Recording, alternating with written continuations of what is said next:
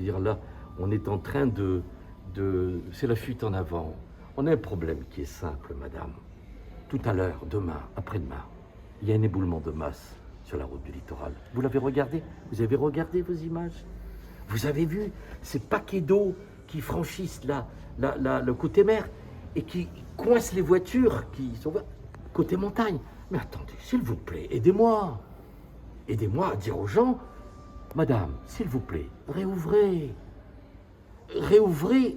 Il y a 6 voies, il n'y en a pas 2, il y en a 6 de disponibles entre Saint-Denis et la Grande Chaloupe. Il y a déjà un financement de l'État sur la sortie de la Grande Chaloupe.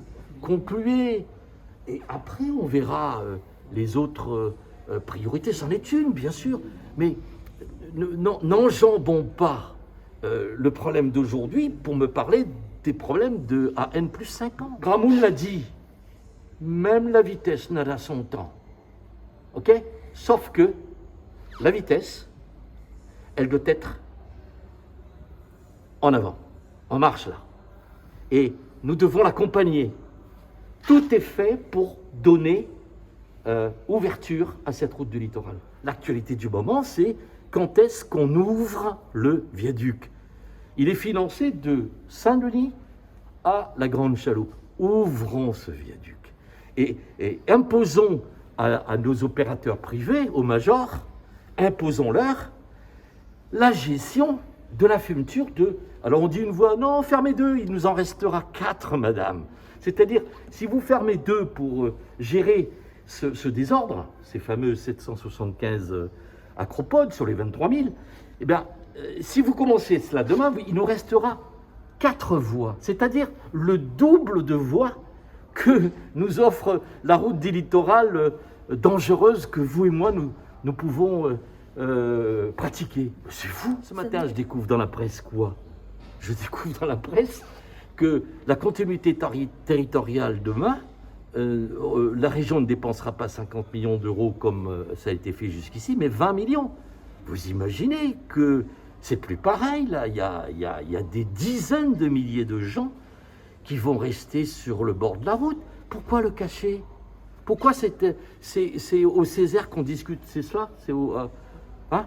Moi, j'apprends ça parce que comment des élus du Césaire ont été informés de cette affaire-là, et moi, conseiller régional, représentant du peuple au sein de la commission permanente, je ne l'ai pas été, mais aidez-moi.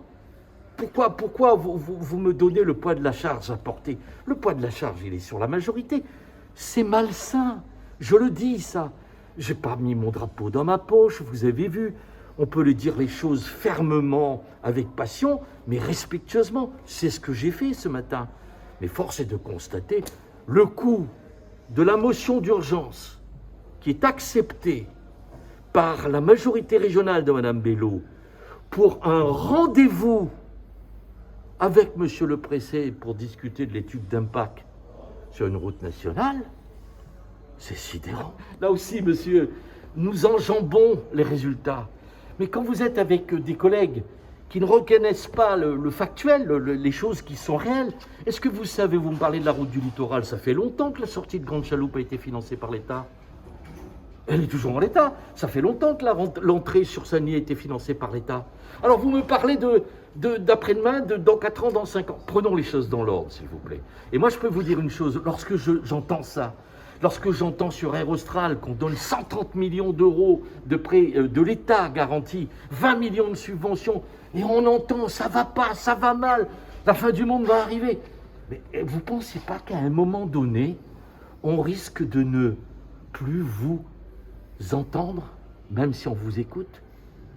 Il y a un proverbe créole qui dit « Les enfants, ils ne pleurent pas dans point tété ». C'est vrai, maman, c'est vrai.